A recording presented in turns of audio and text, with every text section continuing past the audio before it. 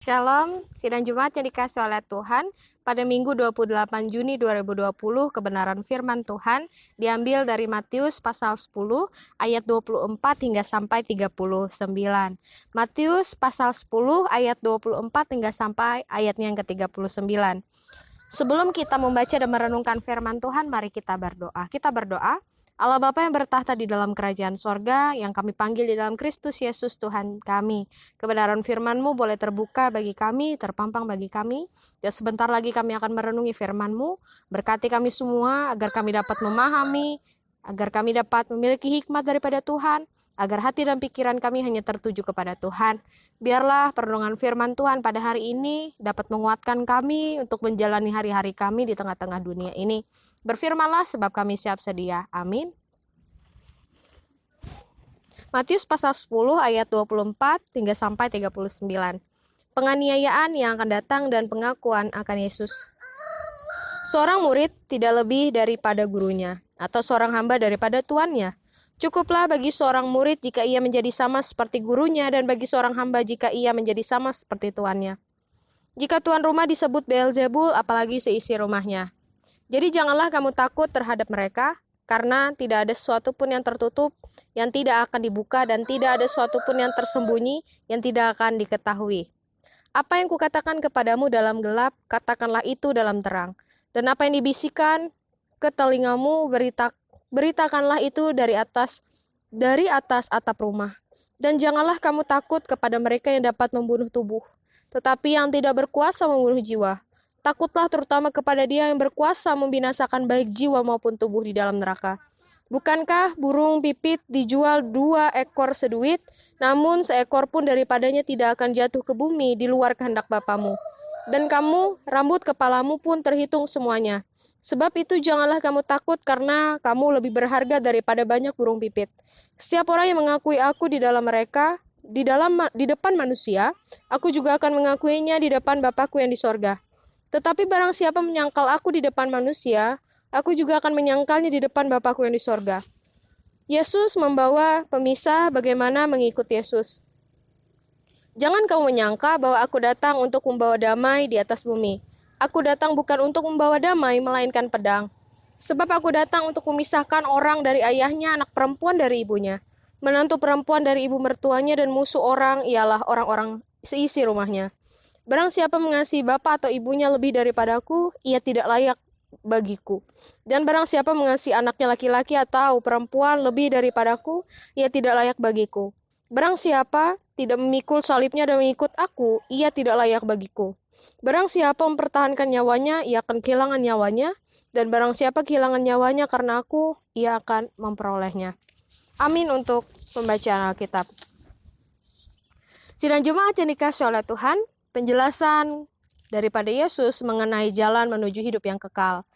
Penganiayaan tentu akan dialami setiap umat manusia. Bahkan setiap umat manusia diharuskan sebenarnya untuk mengakui Yesus di depan sesama. Pada ayat 24 hingga sampai 25 menjelaskan bahwa siapa yang telah dididik, setiap murid yang telah dididik oleh guru tidak akan melebihi daripada gurunya. Demikian pula jika seorang tuan memiliki hamba, hambanya tidak akan lebih daripada tuannya. Maksudnya adalah ketika ahli-ahli Taurat hingga sampai orang-orang Farisi, mereka sebenarnya menginginkan agar kehidupan mereka melebihi daripada orang lain di hadapan sesama.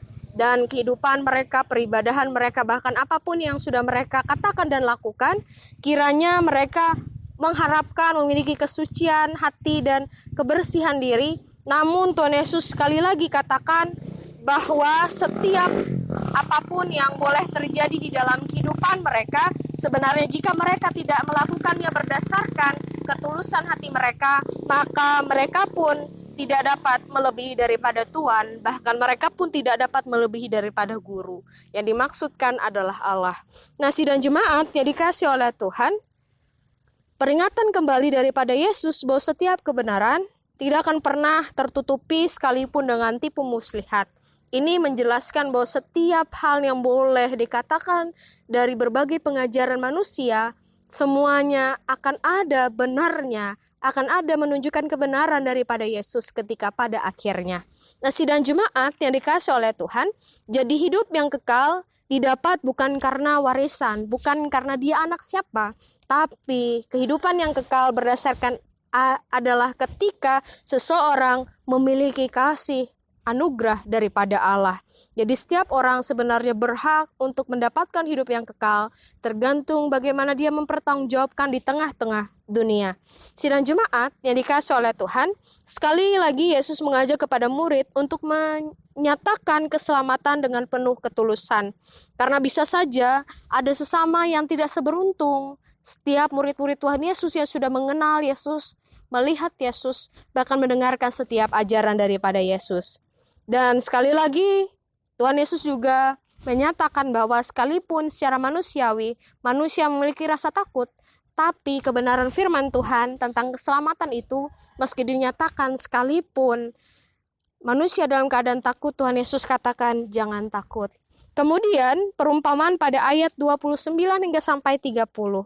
Semua atas kehendak Allah. Jika terjadi, maka terjadilah.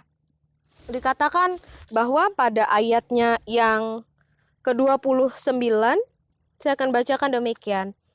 Bukankah burung pipit dijual 2 ekor seduit, namun seekor pun daripadanya tidak akan jatuh ke bumi di luar kehendak Bapamu. Dan kamu, rambut kepalamu pun terhitung semuanya.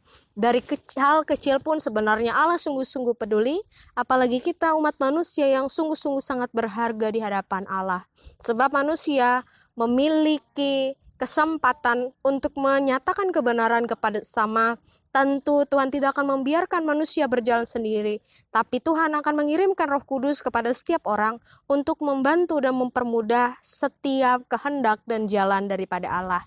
Nah, sidang jemaat yang dikasih oleh Tuhan, pada ayat 32 hingga sampai 33 menyatakan bahwa jika setiap orang yang mengaku Yesus di hadapan samanya, maka ia pun juga akan diakui di hadapan Allah. Yesus pun juga akan mengakui manusia tersebut di hadapan Allah. Namun, sangat disayangkan jika ada seseorang yang malu mengaku bahwa dia adalah orang percaya, bahkan juga dia tidak bersedia untuk mengaku Yesus di hadapan sama, maka jangan salah, Tuhan Yesus katakan bahwa ia pun juga akan malu dan tidak akan menyatakan kenal terhadap orang tersebut. Kemudian sidang jemaat yang dikasih oleh Tuhan, dikatakan pada ayat 34 hingga sampai 39.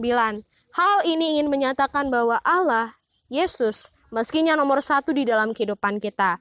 Dia akan menjadi pemisah bagi diri kita dan sama kita, bagi diri kita bahkan nyawa kita sekalipun.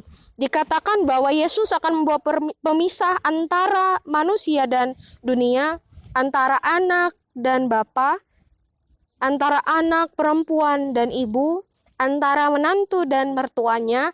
Bahkan Yesus pun juga memberikan pemisah antara diri seseorang dan nyawanya sendiri. Nah, sidang jemaat dikasih oleh Tuhan, hal ini menyatakan bahwa segala sesuatunya di dunia ini tidak bisa menjadi nomor 1 di dalam hati kita dan diri kita. Sebab yang menjadi nomor 1 bahkan yang berhak untuk memilih kita adalah Yesus, yaitu Allah. Dan melalui Yesus kita akan sadar bahwa diri kita ini adalah milik sepenuhnya daripada Yesus. Kemudian yang menjadi pembelajaran bagi kita. Pada hari ini kita merayakan hari PI di GKE. Dan hal ini menunjukkan melalui nas ini kita memperingati hari perayaan pengucapan syukur PI ke-185 di GKE. Melalui perenungan nas hari ini ada 3 pembelajaran yang dapat kita pelajari bersama-sama dan kita renungi bersama-sama. Yang pertama adalah mengikuti Yesus tentu ada konsekuensinya. Mencapai titik daripada hidup yang kekal ada perjuangan, bukan hanya sekedar didapat kemudian dinikmati. Rupanya adalah menjadi pengikut Yesus memiliki banyak perjuangan, bukan sekedar siapa aku atau anak siapa aku, bukan sekedar warisan, bukan sekedar keturunan. Tapi ketika menjadi pengikut Yesus, tentu ada tugas dan tanggung jawab yang dilakukan. Tetapi setiap identitas sebagai pengikut Yesus itu tentu berat, dengan berbagai hal yang sudah kita pelajari bersama-sama, terutama untuk saling mengasihi dengan diri sendiri, dengan sesama, bahkan dengan Allah. Dan hal ini sekalipun berat, namun juga dilakukan dengan penuh sukacita. Rela mengorbankan diri, berarti kita menyatakan bahwa diri kita adalah pengikut Yesus, dan identitas ini menyatakan bahwa kita memiliki ketulusan yang tulus kepada Allah.